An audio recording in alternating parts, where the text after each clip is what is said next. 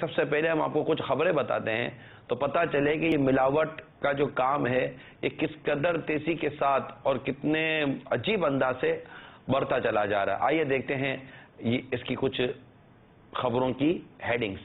کراچی ملاوٹ والی مضر صحت اشیاء کی فروخت عروج پر۔ لاہور ملاوٹ شدہ دودھ کی فروخت، بچے خطرناک امراض میں مبتلا ہونے لگے۔ جہلم گھی، سرخ مرچ، مٹھائی اور بیکری کی اشیاء میں ملاوٹ عروج پر۔ لالا موسیٰ برفی، دودھ، دہی اور کھویا میں ناقص اشیاء کی ملاوٹ کے باعث لوگ بیماریوں میں مبتلا۔ ہوٹلوں میں 2 نمبر گھی اور ملاوٹ والے مسالہ جات کا بے دریغ استعمال، شہری بیماریوں میں مبتلا۔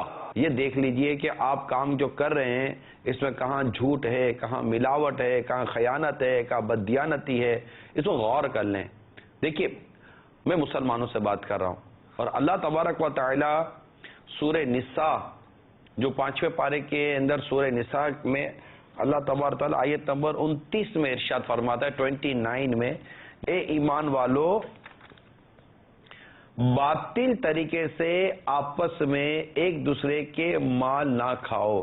اب اس کی وضاحت سن لیجئے کہ اس آیت میں باطل طریقے سے مراد وہ طریقہ ہے جس سے مال حاصل کرنا شریعت نے حرام قرار دیا ہے، جیسے سود، چوری، جوئے کے ذریعے مال حاصل کرنا، جھوٹی قسم، جھوٹی وکالت، خیانت اور غصب کے ذریعے مال حاصل کرنا، اور گانے بجانے کی اجرت، یہ سب باطل طریقے میں داخل اور حرام ہے۔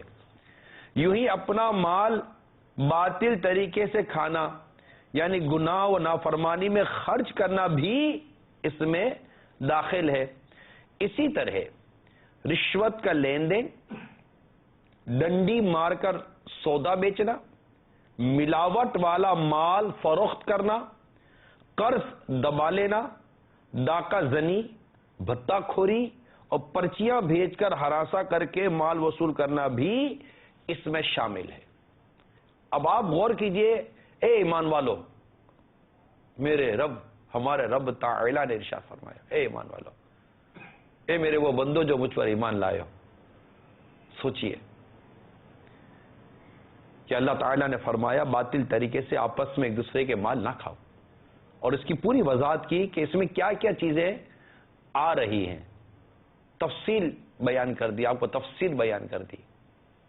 کیا اب بھی ہم اپنے ان کاموں کو، اس طرح کی چیزوں کو نہیں چھوڑیں گے؟